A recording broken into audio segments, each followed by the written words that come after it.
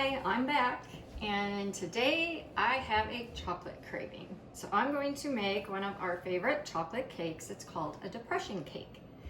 It was made during the Depression era because it is made with no eggs. Cost of eggs were very high, they were hard to come by. Same thing with milk. Expensive, hard to get. So this cake recipe has no eggs and no milk in it. And all you need, the only equipment you need, is a 9x13 pan, a whisk, and a spatula. That's it. Our ingredients, we're going to start with the butter, and we are going to get this butter all over our pan, up the sides.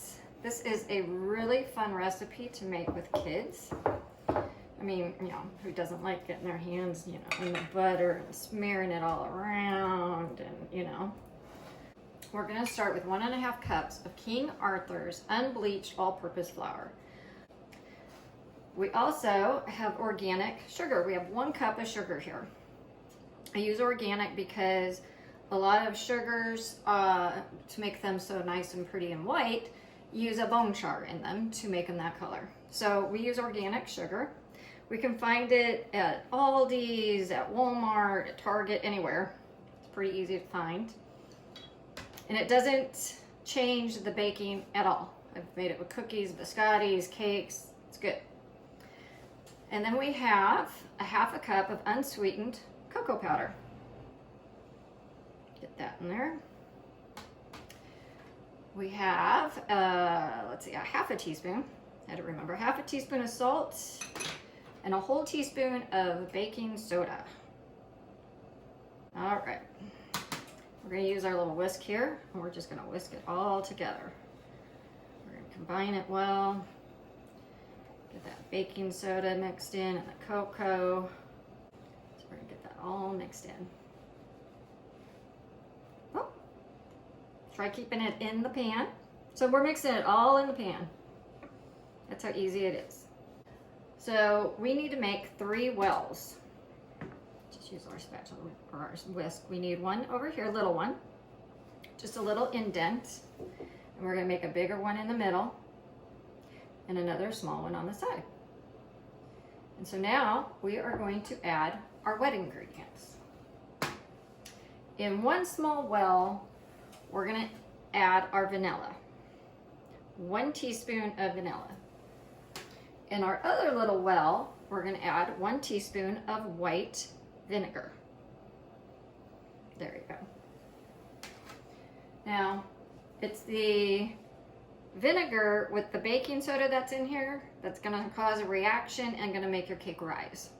So, in the middle well, we're going to add a 1/3 cup of vegetable oil. If it overflows, that's fine. Now, I have tried this recipe. I only had canola oil.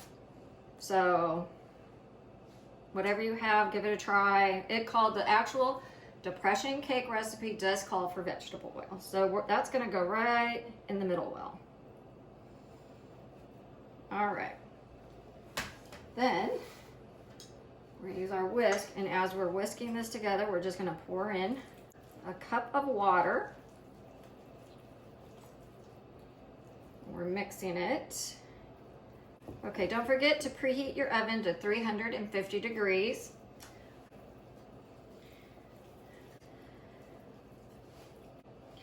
And we're going to go ahead and move to a spatula. There we go.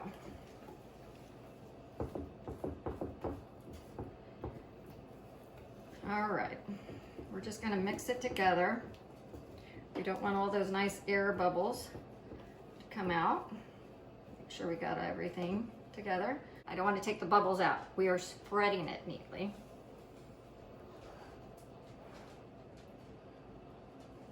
There we go. All right, now it's going to go into our preheated 350 oven for 25 to 30 minutes. We're gonna check it with a toothpick in 25 minutes. Check the progress, see if it's done or not. Every oven's different. Every pan is different. If you have a metal pan, which actually, if you go back to look at the original recipe, they actually use a metal pan. So if you're using a metal pan, those cook a little faster, but just keep an eye on it. We're gonna check it in 25 minutes. So we'll see you back. It's been 25 minutes, so we're gonna check the cake. It looks like a chocolate cake. Put our toothpick in there. Came out nice and clean. So I'll put on my little lobster claw oven mitts here. Get our cake out. And we're gonna let it cool here. And once it's cool, we're gonna make our frosting and frost it, and then we get to enjoy some nice chocolate cake. See you then.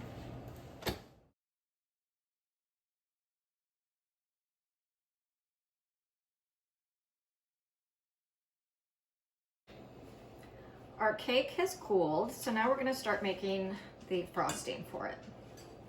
So to start off, we need to boil 6 tablespoons of water, microwave safe container. We want it just so it starts to boil. So I'm going to go ahead and put this in for a minute. So that took about 45 seconds in my microwave. We're going to take our water, 6 tablespoons of water, 6 tablespoons of cocoa powder. And we're just going to set it aside. Here's our softened butter, our vanilla, and our powdered sugar. Got my spatula, my mixer. This is kind of a bigger bowl for the amount of frosting we're going to make. However, you'll see it's there's a lot of powdered sugar, and this size of bowl kind of helps it from like going everywhere. But I'm still going to get it everywhere.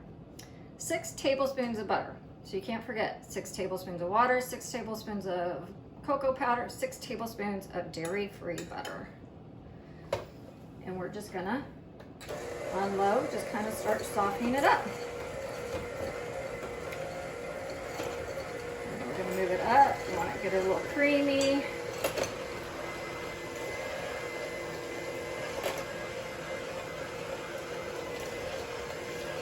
There we go.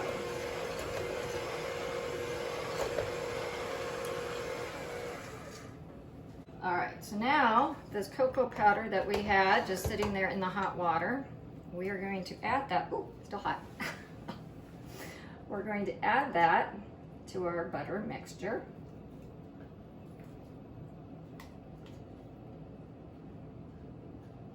What we found with this is it's not a very overly sweet frosting. It's just perfect to go with our cake. All right, go.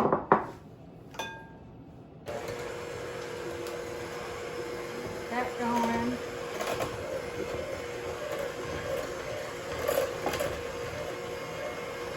And we're going to start adding in. This is about a ½ cup scoop that I have here. We're going to start with 2 scoops, or 2 cups, so that's going to be 4 of my scoops. You don't want to put it all in at once. Because after the 2 cups, you're just going to keep gradually adding until you get the texture you want. Scrape down the sides of the bowl. We're at about 3 cups of powdered sugar. Oh, see? Sorry about that. That always happens.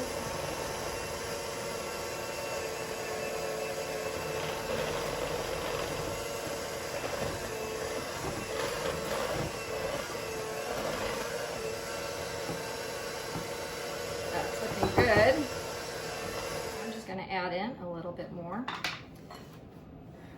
Probably about another, we're going to go with the whole 4 cups this time. If you get a consistency that you're like, this is too thick, A little more water will do.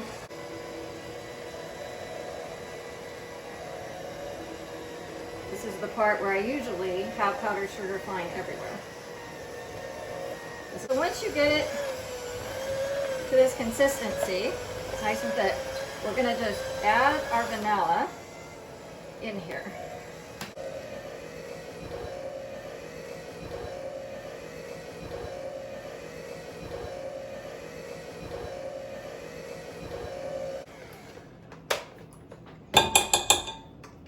We'll get some of that off later. All right, so here's the texture of our frosting. That's gonna be nice. Yeah, oh, that looks good. All right, turned out pretty good. So this is our frosting. All right, so our cake has cooled completely. Now I have to say it's not the prettiest cake, but it is a delicious cake. So we'll go through if you want to use it for entertaining in a minute. So here's our frosting. Now, my cake wasn't completely cooled. I wanted it to cool a little bit more. So if your frosting gets a little layer of skin on it, a little crusty, all you gotta do is just stir it up again. And it is as smooth as before. All right. So we are just going to, and let's do this first. Frosting on here. Look at how dark that cake is. That is like a really dark chocolate cake. And we are just gonna get this into all the corners.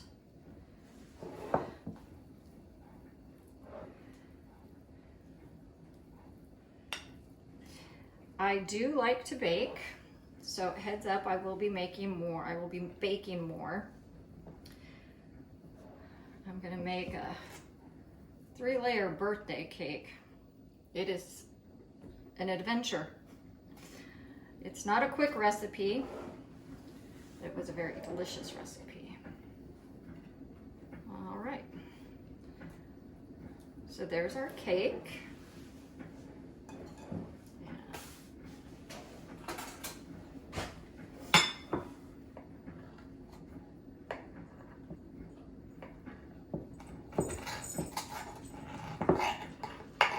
First piece. There we go. There it is. It is rich and delicious.